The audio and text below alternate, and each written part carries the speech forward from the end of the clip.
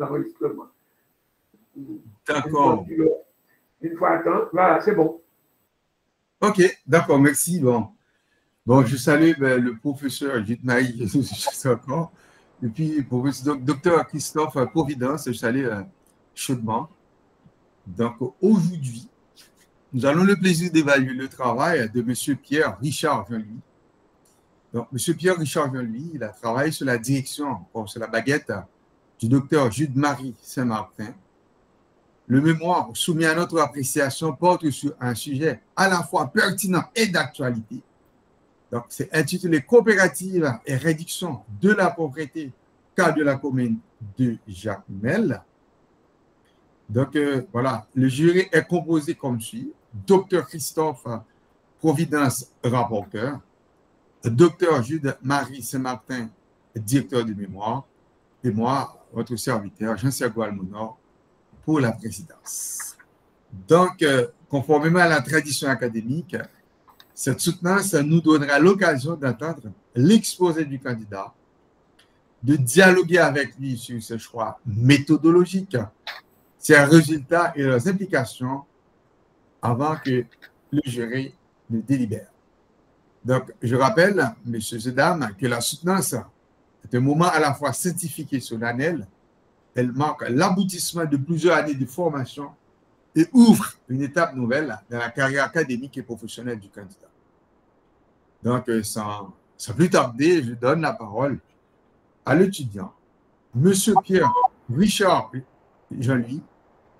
Vous disposez de 10 minutes pour présenter la synthèse de vos travaux de recherche. M. Pierre Richard, vous avez la parole. Bonsoir à tout le monde. Excellence, Monsieur le Président du jury, honorables membres du jury, distingués invités, Mesdames, Messieurs, bonsoir. C'est pour nous un très grand honneur de vous présenter notre travail de fin de cycle en vue de l'obtention de notre diplôme de Master 2, option économie et gestion, parcours monnaie et banque. Le travail que nous présentons ce jour et que nous soumettons à votre analyse porte sur le sujet suivant: coopérative et réduction de la pauvreté, cas de la commune de Jacmel. Les caisses qui ont fait l'objet de notre étude sont la Succès et la coopérative CPMCM de Marigot. Notre exposé va s'articuler autour de 4 principaux axes, à savoir la problématique, les méthodes et techniques utilisées afin d'aboutir à ce travail, les résultats ayant un lien direct avec l'hypothèse et au final la conclusion suivie des recommandations. La pauvreté demeure l'un des défis majeurs persistants en Haïti, un pays confronté à une conjonction de crises économiques, politiques, sociales et environnementales. Dans ce contexte de vulnérabilité extrême, les efforts de lutte contre la pauvreté peinent à produire des résultats durables, notamment en raison d'un accès limité aux services de base et d'une économie locale fragilisée. Ce travail s'interroge sur l'efficacité réelle des coopératives haïtiennes dans la lutte contre la pauvreté.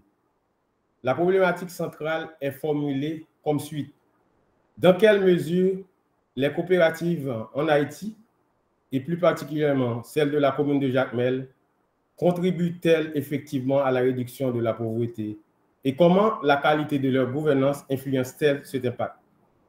Ce sujet a été choisi en raison du rôle économique central des coopératives dans les zones semi-urbaines et rurales, où les populations sont souvent exclues des systèmes bancaires classiques. L'étude vise à combler un manque d'évaluation concrète de leur impact, notamment dans la commune de Jacmel. L'étude poursuit aussi un double objectif, à la fois scientifique et pratique. D'abord, sur le plan scientifique, elle cherche à enrichir la littérature sur la microfinance et les coopératives en Haïti, en analysant leur contribution à la réduction de la pauvreté dans un contexte de crise persistante et à examiner l'influence de la gouvernance sur leur efficacité. D'autre part, sur le plan pratique, elle vise à formuler des recommandations opérationnelles à l'intention des acteurs coopératifs afin d'améliorer leur gestion, renforcer l'impact social et identifier des leviers favorisant l'accès au crédit et la solidarité économique locale. Sur le plan méthodologique, notre méthode mixte alliant analyse qualitative et quantitative afin de garantir une compréhension holistique du sujet. Une revue littérature approfondie a permis d'établir le cadre conceptuel en lien avec la microfinance, les coopératives et la pauvreté en Haïti. Des entretiens semi-directs ont été réalisés auprès des sociétaires et d'acteurs clés pour recueillir des données qualitatives sur la gouvernance et les pratiques institutionnelles. Parallèlement, une analyse des données financières et opérationnelles des principales coopératives de Jacmel a été conduite afin d'évaluer leur performance et leur impact socio-économique. L'analyse thématique des données qualitatives de l'exploitation statistique des données quantitatives, combinée dans une démarche de triangulation, assure la validité et la robustesse des résultats obtenus. Maintenant, nous allons proposer les résultats démontrant le lien avec l'hypothèse. L'hypothèse de départ était que l'accès au crédit coopératif combine à une gouvernance améliore significativement les conditions de vie des sociétaires. Et les résultats confirment que, en grande partie, cette hypothèse, plus de 70% des sociétaires interrogés déclarent une amélioration de leurs revenus après avoir obtenu un crédit. D'autre part, la gouvernance est jugée totalement satisfaisante, bien que des écarts existent selon le genre et le niveau d'implication des membres. Des critiques récurrentes sur les taux d'intérêt jugés élevés et les délais de traitement trop longs. Ces constats montrent que bien que les coopératives aient un impact positif, leur fonctionnement peut être encore amélioré. En termes de conclusion et recommandations, nous disons que les coopératives jouent un rôle important dans l'économie locale et dans l'inclusion financière, mais leur contribution à la réduction de la pauvreté dépend fortement de la qualité de leur gouvernance et de leur capacité à s'adapter aux besoins réels des sociétaires. Nous recommandons notamment, en premier lieu, la réduction des taux d'intérêt appliqués au crédit coopératif afin de les rendre plus accessibles aux membres les plus vulnérables. 2. L'accélération du traitement des dossiers du crédit par la modernisation des procédures et le renforcement des capacités du personnel coopératif. 3. Le soutien à la formation continue des gestionnaires, des membres, en particulier sur la gouvernance, la gestion financière et l'inclusion. De plus, il y a la promotion de l'inclusion des femmes dans les organes de décision des coopératives en instaurant des mesures incitatives obligatoires. En dernier lieu, la mise en place d'un cadre légal clair et favorable qui renforce la transparence, protège les sociétaires et encourage la création de nouvelles coopératives. Ces actions coordonnées peuvent permettre aux coopératives de jouer pleinement leur rôle dans la réduction durable de la pauvreté et la construction d'un tissu économique plus résilient en Haïti. Aucune œuvre humaine n'étant parfaite, nous soumettons ce travail à vos analyses, vos remarques et vos critiques. Merci de votre aimable attention. Merci, monsieur. Monsieur Lampétran, monsieur Pierre-Richard Joly, pour votre exposé. Votre exposé, vous avez respecté le temps, vous êtes atteint parti. Donc, pour rester dans le temps, donc nous allons passer la parole au docteur Christophe Providence pour la critique, remarque et session. Monsieur le docteur, professeur, vous avez la parole. Merci, monsieur le président. Bonsoir tout le monde. j'en profite pour féliciter et saluer l'impétrant Pierre Richard. Hein? J'espère que voilà, là, il y a moins de stress, je suppose. Hein? Oui, c'est ça. Alors, je salue les autres collègues qui sont là et vraiment, j'apprécie énormément les sacrifices et cette volonté d'encadrer et accompagner les jeunes en Haïti. Alors, on va commencer, juste le temps pour moi de prendre mon fichier, puisque j'avais fait, voilà, j'étais en train de gérer un autre dossier. Voilà, ok, c'est bon. Bon, alors, je félicite l'étudiant pour son travail. C'est vrai que déjà, on sait que combien il est difficile, difficile dans ce contexte de produire de la connaissance. Et c'est très fort louable. Et vraiment, pas que Jean-Louis, mais je félicite pratiquement à la fois les collègues, encadreurs et les étudiants qui ont su vraiment se dépasser dans un contexte fragile et difficile.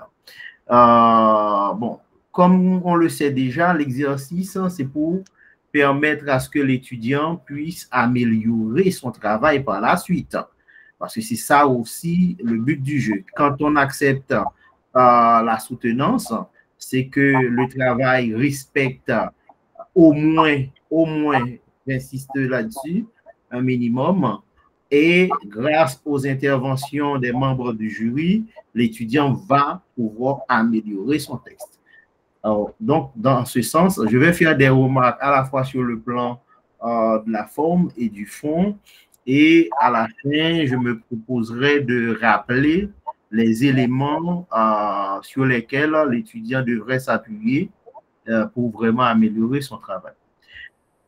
Bon, alors, moi, c'est une thématique qui m'intéresse beaucoup, déjà coopérative et réduction de la pauvreté, qui m'intéresse beaucoup et j'ai eu la chance de publier un certain nombre de textes sur cette thématique-là. Et c'est pourquoi encore je remercie l'étudiant d'avoir choisi, et en tout cas, cette thématique. Il faut dire qu'il y a un effort de la part de l'étudiant pour vraiment respecter les choses, même si on va être obligé de rappeler à l'ordre également l'étudiant, parce que à l'IUS, chacun ne fait pas ce qu'il veut. Il y a des normes, il y a des règles, même en matière de présentation d'une page de couverture, par exemple. On ne fait pas, nous ne sommes pas des danseurs à l'IUS. Donc, la première remarque, c'est de dire à l'étudiant, et vraiment, il est primordial de prendre en compte tout ce qui est prévu dans le Canva, parce que sinon, il n'aura pas droit à son diplôme. Tout le monde connaît comment se présente une page de couverture, etc., etc. Et lui, il n'a vraiment pas su, en tout cas, respecter ça. Et donc, ça annonce déjà les couleurs. Ça veut dire qu'il y a des éléments de mise en forme, malheureusement, qui seraient, et on ne va pas retrouver. Bon, alors, sur le plan de la forme, on est d'accord que l'étudiant a bien voulu faire, comment on peut dire ça, il a bien voulu, dès son introduction, il a bien voulu présenter une réflexion cohérente, d'accord, même si malheureusement dans son introduction, c'est comme on le reproche à beaucoup d'étudiants, il y a beaucoup de répétitions, de redondances qu'il faudra éviter, et c'est ça qui dérange un peu. parce que en réalité, il a fait l'effort de poser vraiment sa problématique, mais on sent bien que, bon, en tout cas, hein, il y a des répétitions, il faut le dire, qu'on aurait pu vraiment se passer de ces genres de répétitions. Donc, à mon avis, il y a une relecture à faire parce qu'il y a également des fautes, hein, au niveau orthographique, syntaxique, etc. Il y a des phrases qui sont longues, hein, même trop longues. Donc, dans tout le travail, donc on invite et on le dit comme aux autres, c'est bien de produire le document, mais il faut trouver du temps pour faire le travail de correcteur. C'est avec un bic rouge, il faut imprimer le document et passer en revue les éléments du texte et vous allez voir que vous-même, vous allez vous rendre compte qu'il y a eu pas mal de légèreté, hein, qu'il faudra vraiment éviter. Donc, son introduction, certes, on apprécie l'effort, la volonté de bien poser un problème, mais malheureusement, il y a quand même des éléments qui rendent un peu, qui diminuent, si vous voulez, dans la qualité de l'introduction.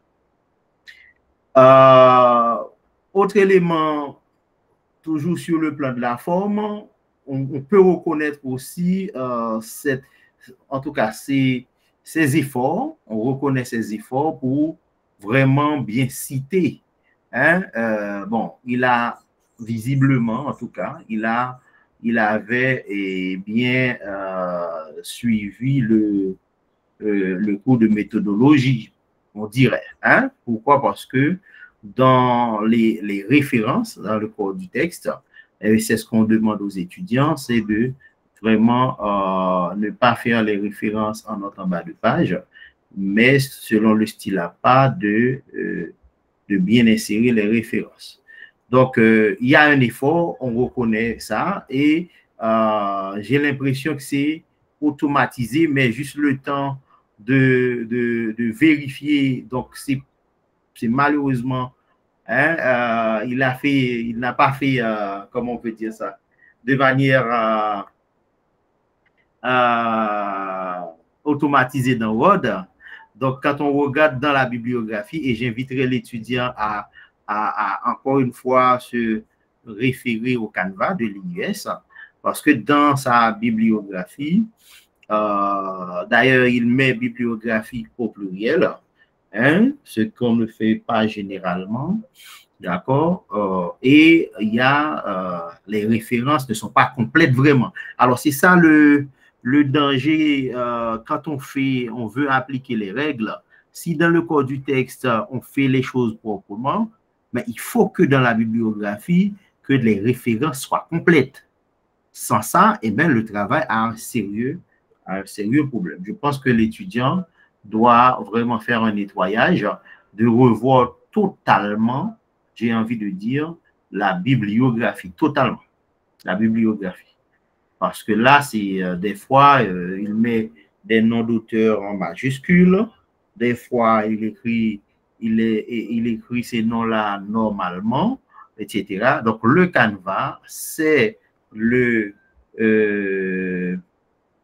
la base, quoi. C'est vraiment, on invite les étudiants à mettre ce qu'il y a dans le Canva en application. Voilà, donc, autre élément sur le plan de la forme, j'inviterai aussi l'étudiant à, encore une fois, revisiter la façon dont se présente le plan dans le Canva, parce qu'il s'est permis de mettre, en tout cas, les niveaux de titre, c'est vraiment pas bien, en tout cas, c'est pas conforme, hein, à ce qui est prôné dans le Canva de l'IUS. Donc, vraiment, il faut qu'il fasse attention. Autre élément, toujours sur le plan de la forme, quand on présente les figures, les tableaux et tout, on met par exemple graphique 5 qu'il présente à la page 48, d'accord? Eh bien, graphique 5, 2 points, ben, le titre est inséré dans le graphique. Donc, ce n'est pas comme ça qu'on fait. Et ainsi, si on doit faire une référence automatique, eh bien, tu ne pourras pas le faire. Hein? Quand tu dois générer la table, alors la liste des tableaux ou figures, eh bien, tu ne pourras pas le faire de cette manière-là. Donc, on inviterait l'étudiant, encore une fois, à passer en revue. Ce que je dis là pour figure et graphique 5, c'est valable pour les autres illustrations, les autres graphiques, en tout cas, qu'il présente dans son texte. On ne fait pas ces choses-là de cette manière. Donc, voilà. Donc, sur le plan de la forme, on a déjà signalé les problèmes de syntaxe, les problèmes d'orthographe, que l'étudiant doit obligatoirement se remettre au travail pour lire, relire le texte attentivement, histoire de l'améliorer. Autre élément maintenant, on va passer, est-ce que sur la forme, est-ce que je dois souligner autre chose? Bon, on pourrait dire sur la forme que il faut quand même, dans le style de rédaction, hein, il faut toujours, et ça c'est une bonne transition pour analyser le fond du travail, il faut toujours prendre du recul. Hein, toujours prendre du recul et ne pas se contenter de répéter les choses uniquement. Il faut une contribution, il faut apporter un élément quand même. Donc, il faut être critique. Donc, le style critique, généralement, c'est un style qui est prôné, qui permet de prendre du recul. On a dit ça, on a vu que Providence avait abondé dans tel sens, mais on questionne aussi ce que Providence avait dit. Donc, voilà en gros pour tout ce qui touche la forme du travail. Sur le fond, et il serait bien déjà de revoir déjà le résumé, ton résumé. Hein? Déjà, c'est il faut, parce que le résumé doit être, il y a des éléments qu'on doit retrouver dans le résumé. Hein? Il y a des éléments importants qu'on doit retrouver. Quelqu'un qui lit le résumé doit comprendre les éléments fondamentaux et les éléments de méthodologie, les principaux résultats, hein, et ce qui donne une idée sur ce que le travail apporte au final. Et tout ceci, vraiment, c'est de manière synthétique, hein, en environ 250 mots. Hein? Voilà. Donc, dans ton résumé, il manque un certain nombre d'informations, d'éléments qui pourraient aider vraiment à mieux comprendre ton travail. Par exemple, sur le plan méthodologique, tu n'as pas précisé ton échantillon, les techniques d'analyse que tu as utilisées, il n'y a pas d'informations, il n'y a pas les principaux résultats ne sont pas clairement exposés. Donc, il faut vraiment revoir ça. Sur le fond maintenant, on reconnaît que ta problématique, bon, selon moi en tout cas, bien formulée, il y a une hypothèse claire, hein, mais les répétitions, encore une fois, dérangent. Et donc, ça alourdit l'introduction inutilement. Ton premier chapitre, et c'est là aussi, on a parlé de recul par rapport à tout ce qu'on dit. Dans ton premier chapitre, oui, il y a des concepts, on voit bien ta volonté à vraiment bien poser les choses. Tu as passé en revue les activités, les dimensions de la pauvreté, impact social. Tu as quelques, on va dire, de bonnes références, même si tes références, il faut quand même vérifier surtout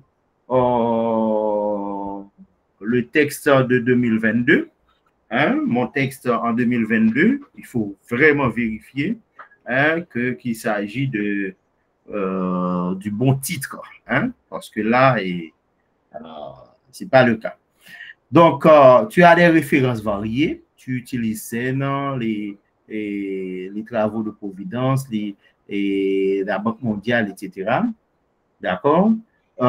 Mais c'est un peu de manière compilatoire.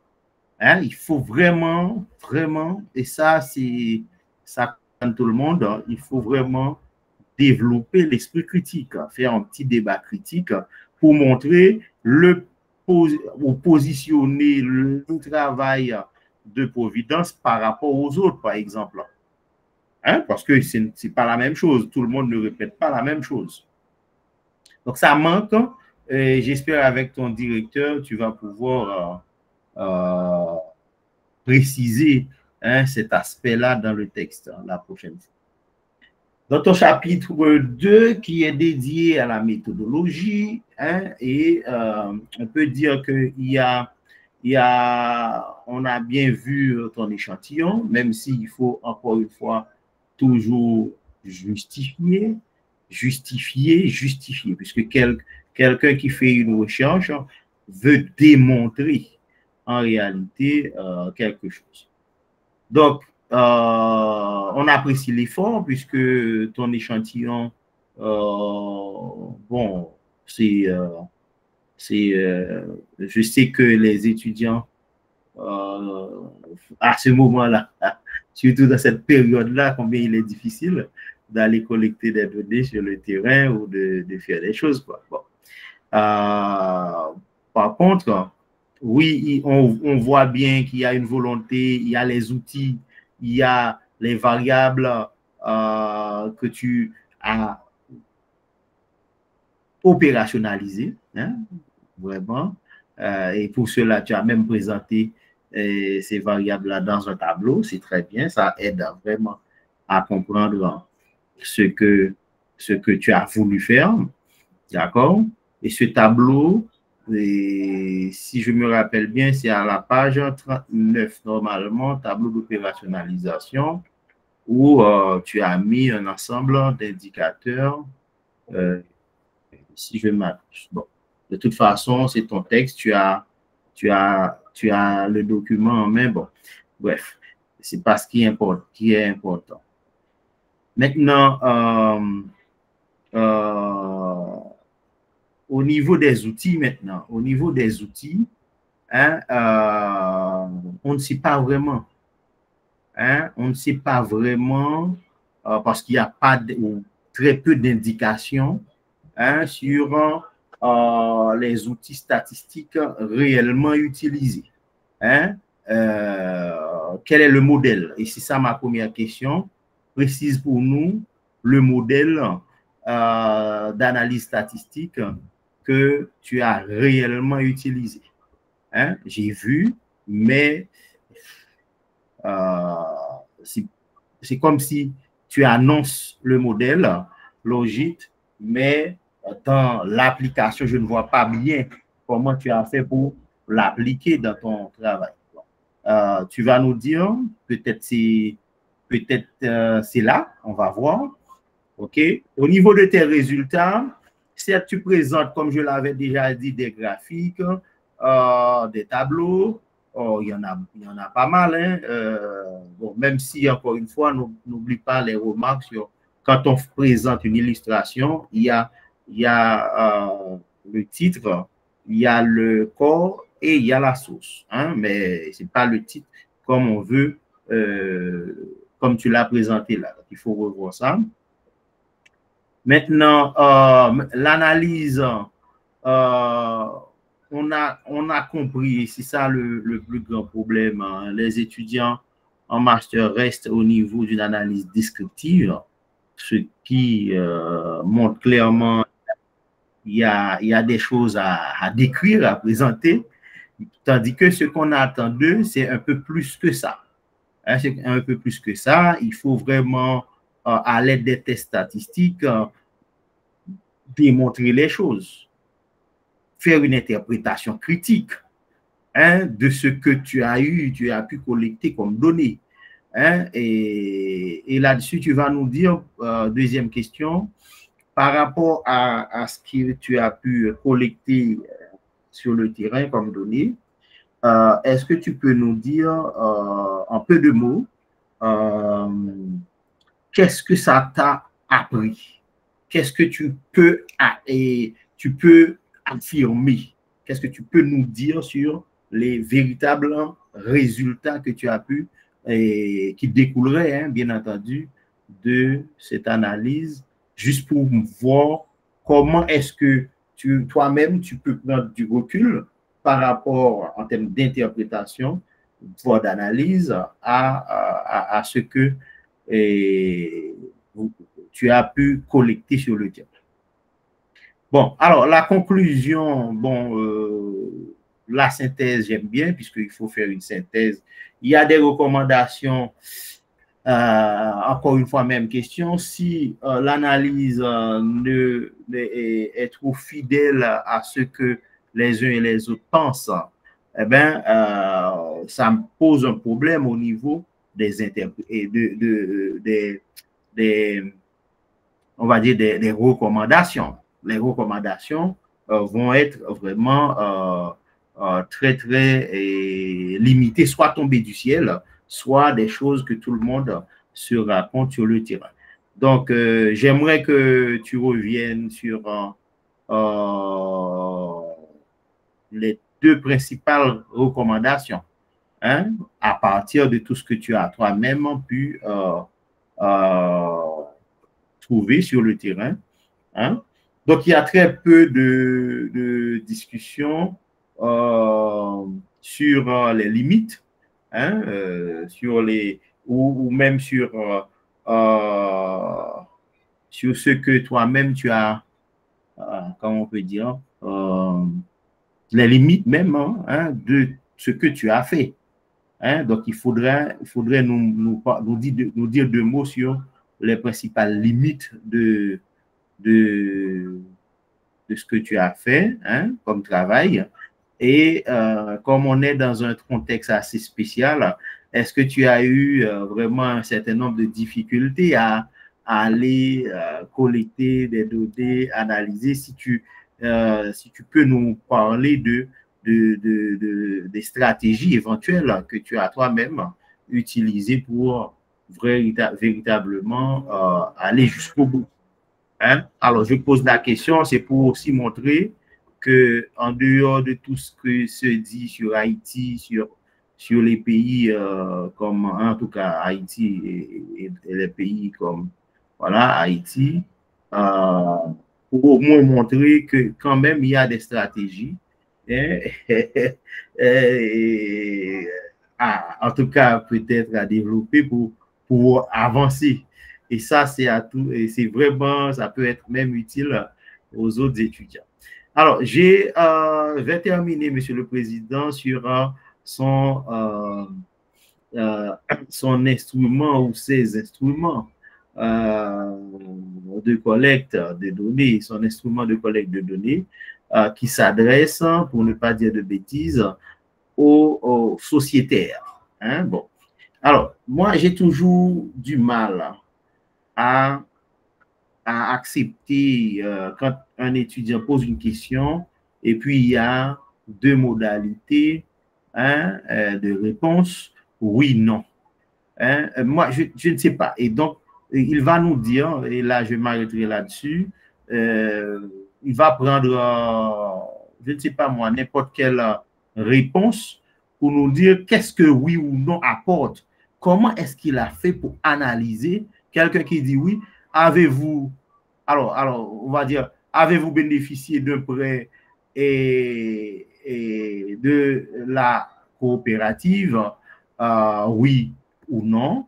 Avez-vous déjà occupé un poste au sein de la coopérative, oui ou non? Il va nous dire comment est-ce que lui-même il utilise dans son analyse. Si oui, le prêt a-t-il été utile pour améliorer votre situation économique? Hein, c'est vraiment, c'est comme un panier, hein, il y a plein de choses dedans. La personne dit oui, non. améliorer sa situation économique? Est-ce qu'il n'y a pas, en tout cas, lieu de faire mieux? En plus, si on va encore plus loin, c'est partout, hein, je ne comprends pas pourquoi. Depuis votre adhésion, avez-vous constaté une amélioration de votre niveau de vie? Vous voyez, donc des choses, quand on va vraiment les opérationnaliser, ces variables-là, on va se retrouver avec plusieurs indices. Et donc, sur chaque indice, il aurait pu avoir vraiment un élément de la réalité à mesure. Donc, c'est ça que j'aimerais bien qu'il nous explique. À partir d'un outil, d'un instrument pareil, oui, non, oui, non, oui, non, comment il a fait pour nous sortir cette analyse? Est-ce que c'est dans sa tête? Est-ce qu'il a été inspiré par je ne sais quel esprit? Il va nous dire. Je m'arrête là, Monsieur le Président, et encore une fois, merci à l'étudiant d'avoir choisi cette thématique et de nous avoir proposé ces réflexions sur la thématique. D'accord, merci, monsieur le rapporteur, docteur Providence, merci. Donc, alors, professeur Jude-Marie, sans toutefois rouler le modèle du professeur Célimène, je vais juste faire une causerie avec monsieur Pierre Richard lui. Donc, quand je dis causerie, monsieur Pierre Richard, donc, je vais juste, comment dire, nous allons juste échanger. Bon, quand je dis échanger, je vais présenter mes remarques. Tenez à vous de voir après si vous voulez répliquer.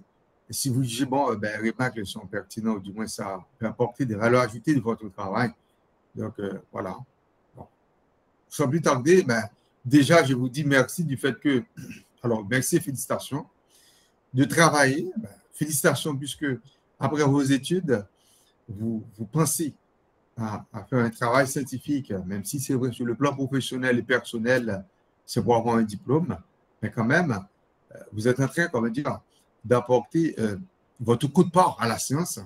C'est votre pierre, c'est votre contribution à la construction, si vous voulez, de la science. Donc voilà, et même l'importance du thème choisi, c'est justifié aisément. Dans un contexte où la pauvreté demeure l'un des défis majeurs des sociétés en développement, il faut dire que les coopératives apparaissent comme des instruments collectifs d'entraide, de solidarité et de développement local. Nous sommes d'accord. L'étude proposée ambitionne donc d'analyser, comme vous avez dit, de travailler l'exemple de Jacmel.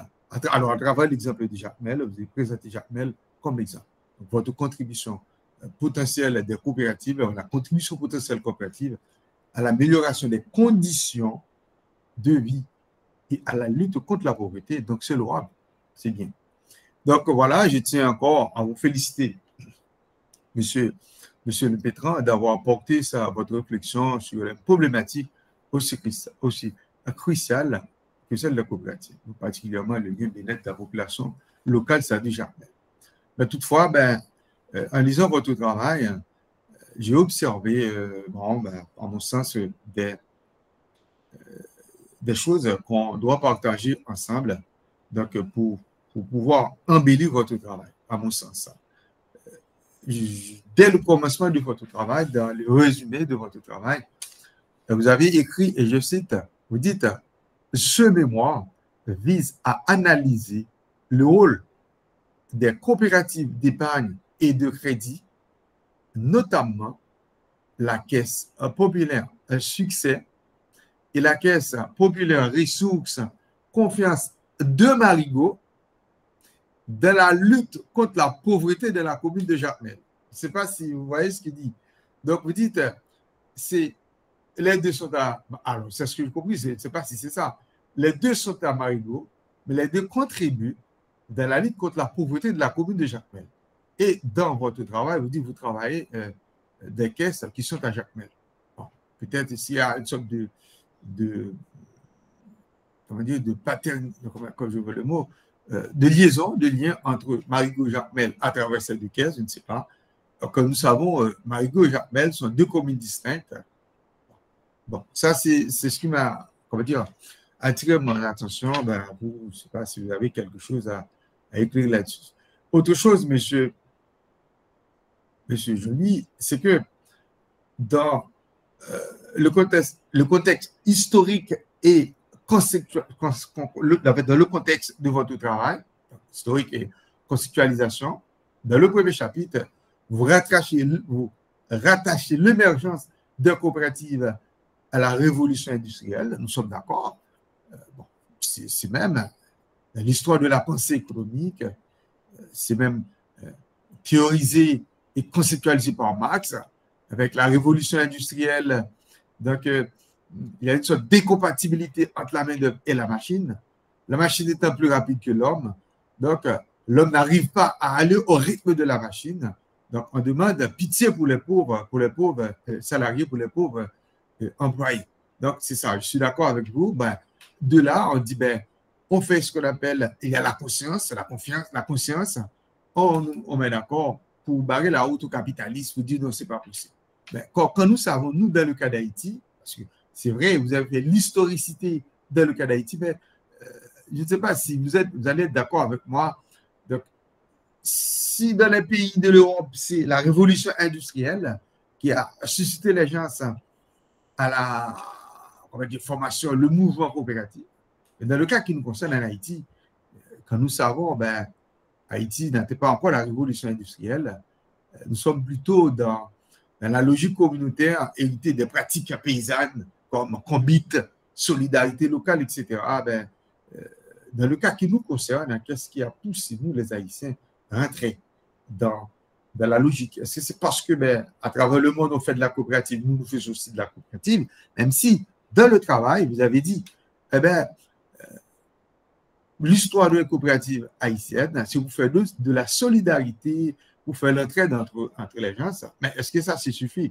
Donc, pour faire la solidarité et l'entraide, il va y avoir le financement des coopératives, tout ça. Ben, il va y avoir des fonds. Voilà. Ben, c'est ce que je demande. Que pensez-vous de ça? Après, dans le travail, vous avez parlé d'approche stratégique de réduction de la pauvreté, c'est très bien.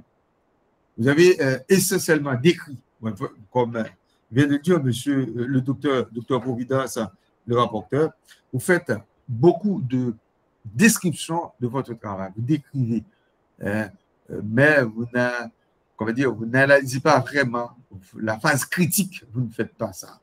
Puisque ben, vous êtes en science, normalement, ce qui nous intéresse, c'est de nuancer la chose.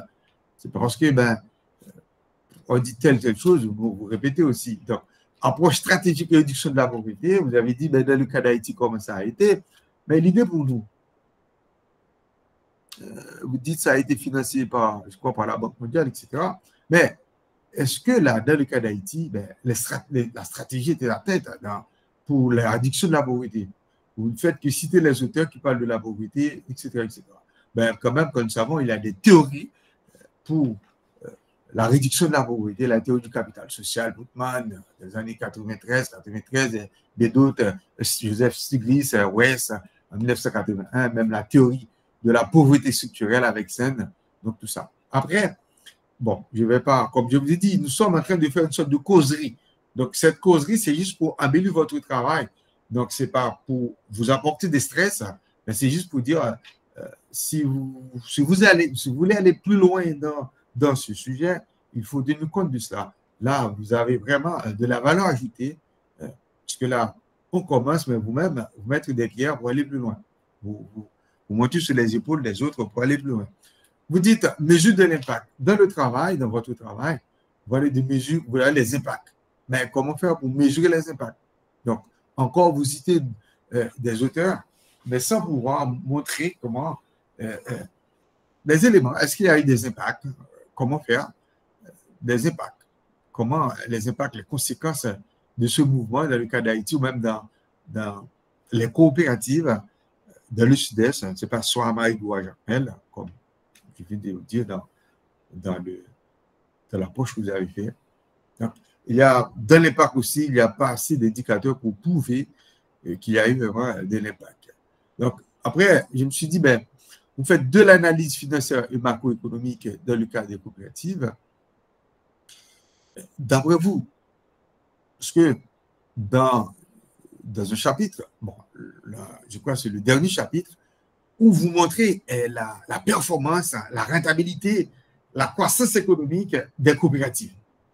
Maintenant, comme vous êtes en économie, en monnaie, banque, finance, est-ce que la chose à vous présenter, la croissance, est-ce que cette croissance, ce n'est pas une croissance erronée ou encore une croissance de façon attachée de cette croissance, un peu d'illusion, puisque en Haïti, depuis 2010, on ne fait qu'augmenter la masse monétaire. Il y a une augmentation de la masse, la croissance de la masse monétaire qui crée de l'inflation. Si ce n'est pas l'argent, beaucoup d'argent, mais dans la réalité, les gens sont pauvres. Est-ce qu'il y a vraiment de bien-être pour les gens? Bon, ça, c'est une approche que tu fais. Je ne vous demande pas d'aller faire ça. Si vous le faites, c'est bien. Mais j'attire votre attention. Donc, on peut voir, est-ce que ce n'est pas un effet inflationniste qui fait en sorte que les coopératives, ils ont beaucoup de monnaie, ils ont beaucoup d'argent, mais dans le fond, l'argent, c'est rongé, mangé par l'inflation de l'économie. Donc, si c'est rongé par l'inflation, c'est de quoi? C'est de la pauvreté. Il n'y a pas de réduction de la pauvreté puisque le côté réel de la monnaie, c'est pas de pouvoir d'achat. Donc, s'il n'y a pas de réduction de pauvreté, donc le bien-être dont vous avancez dans le cadre de votre travail, c'est que il n'y a pas vraiment de bien-être. Là, on peut voir Keynes, on peut voir Friedman, on peut voir Sens pour essayer d'expliquer tout ça. Donc, oui. Et puis, monsieur Jean-Louis, autre chose, je m'attendais dans votre travail, puisque vous dites dans les coopératives, des deux coopératives, c'est bien, vous avez fait un beau tableau, vous présentez le panier du crédit, les différents postes de crédit, crédit à la consommation, crédit au commerce, crédit à l'agriculture, etc. C'est très bien.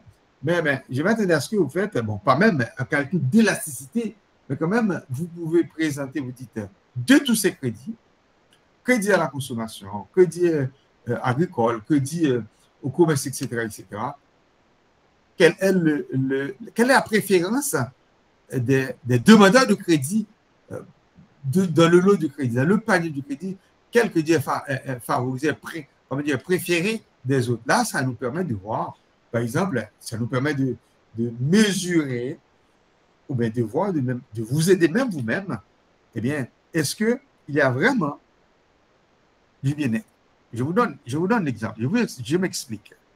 Nous savons très bien, en Haïti, les crédits accordés par les coopératives et les institutions de crédit, les caisses populaires, ce sont des crédits accordés aux petits marchands. Les marchands, ils font quoi? Ils font de l'importation. Ils ont des paniers, des cuvettes remplies des objets de première nécessité importés de la République dominicaine, du Panama et autres. C'est-à-dire, le coût de ces crédits sera financé de l'importation. Quelle importation? C'est l'importation de la consommation des produits de première nécessité, c'est-à-dire, il n'y a pas un effet de reproduction pour faire de la croissance. Donc, vous voyez, c'est comme si, je suis en train de voir et de comprendre avec vous, les crédits accordés par les coopératives, au lieu d'augmenter le bien-être, financent, stimulent l'importation, et cette importation crée de l'inflation, et cette inflation réduit de façon considérable le pouvoir d'achat des consommateurs, des demandeurs de crédit eux-mêmes. Donc, l'idée pour nous, c'est de voir de tous ces crédits accordés par les coopératives, quel est le poids, par exemple, du crédit au commerce, du crédit à la consommation, à la construction de maisons, du crédit aux producteurs, aux agriculteurs, etc., etc.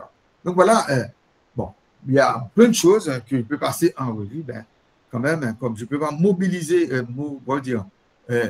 monopoliser la parole, je vais juste passer la parole au docteur, votre encadreur, professeur Jude Marie Saint-Martin. Donc, comme je vous ai dit, c'est pas mes propos, c'est juste une causerie. C'est pouvoir d'aller plus loin. Si on veut aller plus loin, comment dire, étoffer la chose. Et puis après, on dit, ben, Pierre-Richard Jean-Louis, il a contribué, si vous voulez, à cette discipline, à ce secteur qu'on appelle la coopérative.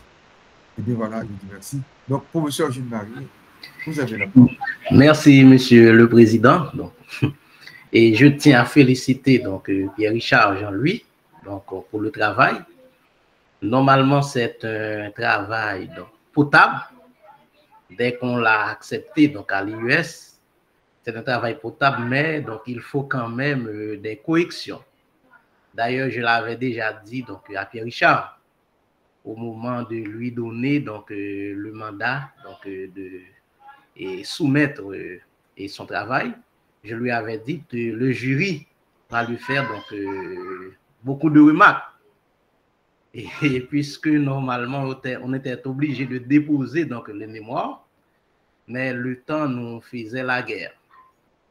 Mais normalement, Pierre-Richard est un étudiant très appliqué et humble. Donc, il est réactif et des fois, il réagit donc plus vite et qu'on attend. Et des fois, donc, je manifeste certains retards, donc moi, pour réagir.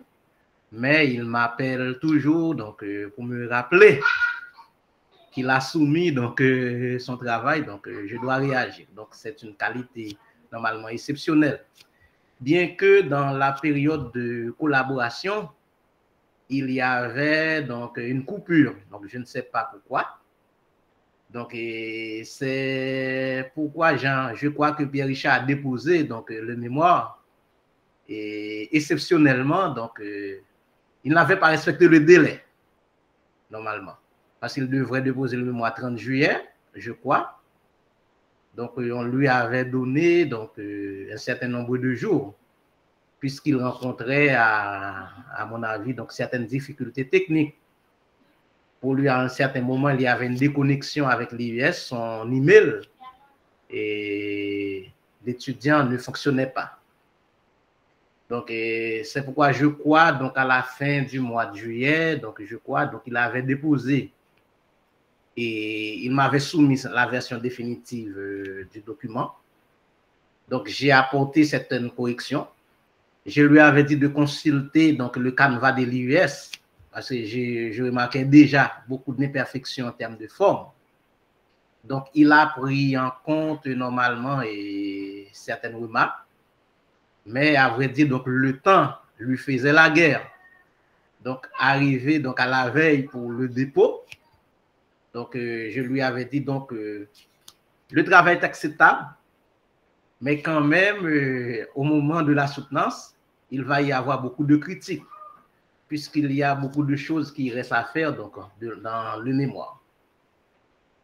Donc, je partage entièrement les remarques du rapporteur et également les préoccupations donc, du docteur Almonor. Et moi, je suis disponible donc, pour accompagner Pierre-Richard donc, pour peaufiner donc, le document pour qu'il puisse déposer un document beaucoup plus potable et la prochaine fois.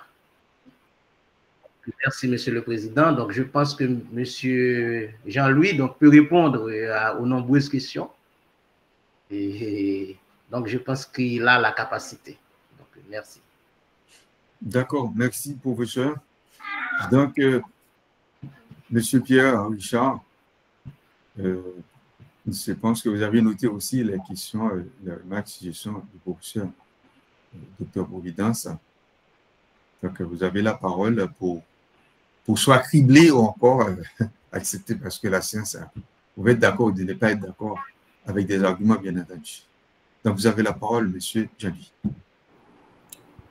Merci, Monsieur le Président.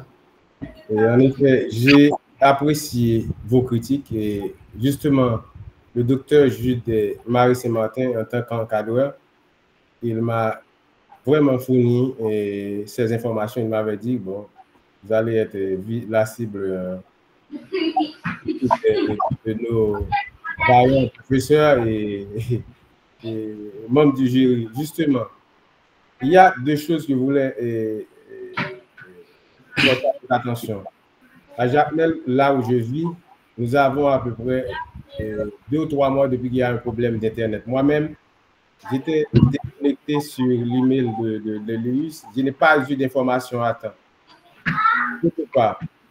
J'ai commencé à rédiger mon travail au début du mois de mai, je crois. Mais j'avais écrit une institution, là, je suis en train de répondre aux contraintes et limites. J'avais écrit une institution qui est la Caisse populaire Espoir de Jacmel, pouvant me fournir des informations. J'ai respecté les règlements de l'institution. J'ai déposé ma demande, j'ai fait la demande 1 mois à l'avance, pensant qu'ils allaient répondre à temps. Après plus de 2 mois d'attente, moi-même placé à l'institution, et là où je vais, ils m'ont un fond de non-recevoir. Ils ne voulaient pas. D'abord, ma préoccupation, c'était de travailler la Caisse populaire Espoir et la Caisse populaire Succès, 2 caisses qui se retrouvent à Jacmel, 2 caisses justement qui ont tendance à, comment dirais-je, à se développer dans la commune. Mais malheureusement, la Caisse Espoir ne voulait pas l'opportunité de travailler sur cette donnée. Maintenant, comme stratégie de substitution, après 1 mois, je suis au mois de juin, je crois, j'ai demandé au professeur, est-ce qu'il n'y a pas un autre moyen de pouvoir continuer mon travail, puisque j'étais déjà dedans, en plein travail, au beau milieu de mon travail. Et justement, écrit, je me suis adressé à la Caisse populaire Jacmel, CPM de Marigot. Ils ont accepté que je poursuive le travail parce qu'ils pensent que c'est un travail communautaire. Ça va aider la Caisse populaire à avancer. Maintenant, ils m'ont donné l'autorisation de poursuivre le travail que la Caisse populaire Espoir n'a pas voulu. C'est pourquoi j'ai ajouté justement la CPM-CM. Ce n'était pas dans mon intention. J'avais visé comme le titre la commune de Jacmel, mais voilà, j'avais choisi 2 caisses. Maintenant, il y en a une qui n'a pas voulu. Maintenant, j'ai choisi de substituer, de remplacer la Caisse Espoir par la Caisse populaire. Ouais. Oui, mais Pierre Richard, il faut justifier ça dans le texte. Ce n'est pas des explications que toi, tu dois fournir aux membres de jury. Mais de toute façon, j'ai écrit par rapport aux contraintes et limites de la... Si tu ne travailles plus sur telle ou telle institution parce qu'il n'y a pas de données, il fallait virer totalement le nom de l'institution de ton travail. C'est aussi simple que ça. Et également la commune. Il faut nettoyer, quoi. Et puis, il faut préciser, parce que ce n'est pas la même commune, etc. Donc, ce qu'on a fait comme remarque, ce n'est pas vraiment pour... c'est pour que tu puisses préciser les choses. Il faut préciser les choses. S'il faut les écarter, ce n'est pas la peine de dire que telle institution n'a pas joué le jeu. Elle n'a pas voulu, en tout cas. Bon, en tout cas. Yes. OK. Deuxième question, c'est par rapport à, justement, le type d'échantillon que j'ai choisi de mettre dans le document. En effet, et l'outil que j'avais utilisé pour analyser nos mémoires, c'est pour le traitement, c'est statistique via Excel. Justement, c'est de cette manière-là que j'ai utilisé et j'ai interprété les résultats. Ensuite, c'est une interprétation comparative. J'ai fait également une interprétation comparative, justement pour pouvoir analyser, bien entendu, et les données financières de la Caisse populaire Succès et la Caisse populaire CPM-CM de Marigot. Oui, M. Pierre-Richard, je crois qu'on va travailler là-dessus. Oui. C'est vrai qu'il y a beaucoup de faiblesses dans cet aspect. Donc, je vais pouvoir t'accompagner pour produire donc mieux. Oui. Sans souci, professeur. Je vous remercie une fois de plus.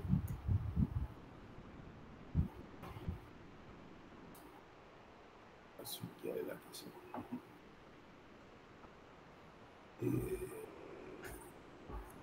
De plus, qu'est-ce que vous voulez ajouter par rapport au...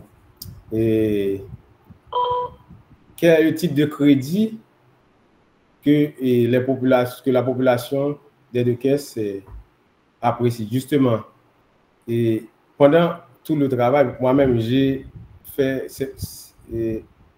comment dirais-je, un travail de superviseur de temps à autre. Je me suis rendu sur les lieux, justement, pour pouvoir évaluer mon travail. Il y a la majorité des personnes qu'on avait questionné, justement, et ils se situent entre... Ils bénéficient généralement des prêts qui ont rapport à des prêts sur salaire.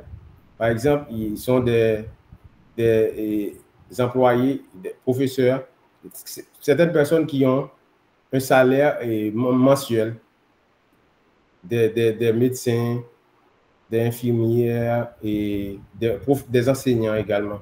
Par contre, il y a un grand nombre de personnes qui sont des commerçants, des petits commerçants. Il y a à la Caisse populaire succès, il y a un crédit qu'on appelle le crédit Timachan que beaucoup de personnes aiment justement pour pouvoir réaliser leur activité.